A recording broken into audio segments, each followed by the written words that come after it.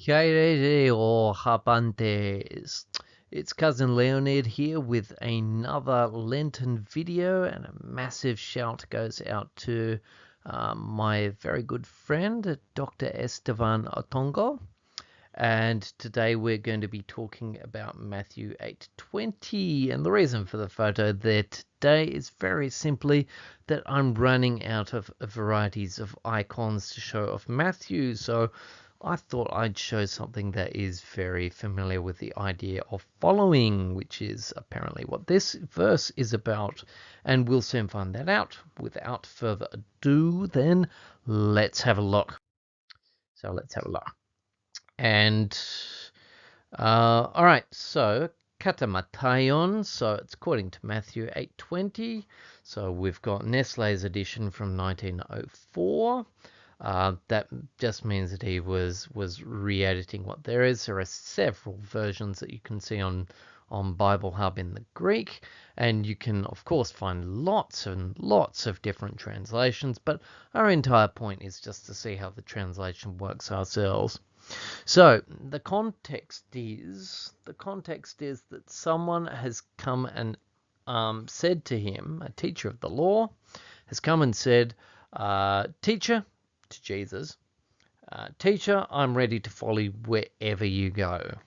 And this is Jesus' answers. And this is all about the idea of following. So we got kai lege starts. And he says, we're going to presume that he is Jesus. So we'll presume it's Jesus because it says ho Jesus, so that's the nominative, that's the subject. We can see that from the definite article there. And we got the autor, he says to him, so presumably that's the teacher of the law who just said that he was going to follow Jesus. So we've got the capital Alpha there. We needn't be too concerned. That just means it's direct speech. So that's where we'd see inverted commas in the English edition. So we got hai alopekes. So foxes. Okay. Proleius echusin. Okay, that's the verb. Echusin.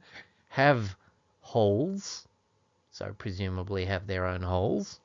Okay, so kai taptena tu uranu, and the birds of the heaven.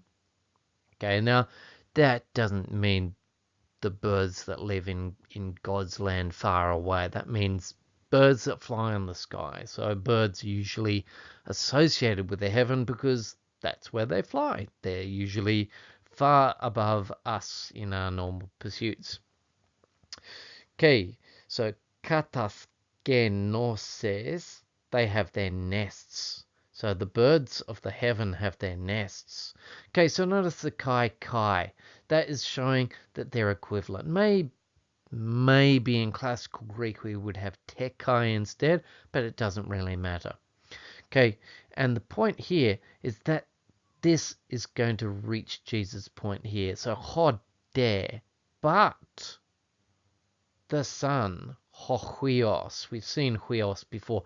And notice it's got a capital upsilon, as it often does. So the Son, tu anthropoi, is often given that title in the New Testament. So the Son of Man, okay, uk eke, does not have. Okay, so notice the contrast. We got above, we got the foxes and the birds, ekusin, they do have. But the Son of Man does not have ueche pu. Okay, now that's unusual because in classical Greek that would be expected to kind of be unaccented. But in any case, the meaning is clear.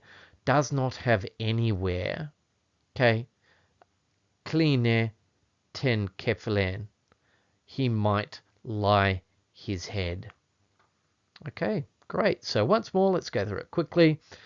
And Jesus says to him, okay, the person who just said, I'll follow you anywhere.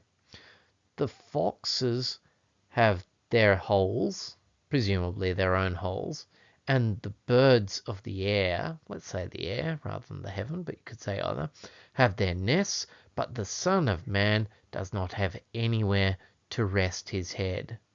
Okay, so we've got the Koine there.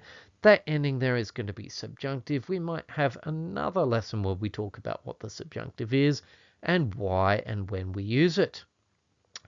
Until then, everyone, may peace be with you.